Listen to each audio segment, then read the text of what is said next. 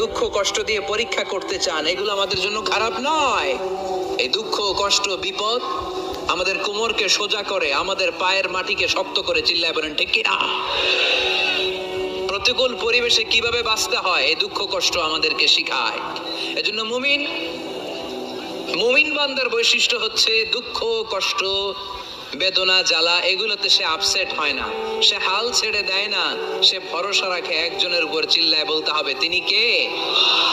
কারণ মুমিন জানে রাত্রি যত গভীর হয় অন্ধকার তমানিসা ভেদ করে সুবহে সাদিক হয়।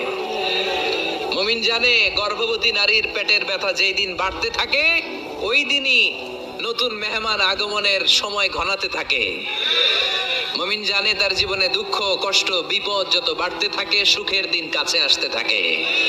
এজন্য মুমিনের হারাবার কিছু নেই। ফাইন্না মাআল উসরি ইউসরা, ইন্না মাআল উসরি ইউসরা। নবী হে, কষ্টের পরেই আছে আনন্দ, দুঃখের পরেই আছে সুখ। আপনি সমস্যায় পড়ে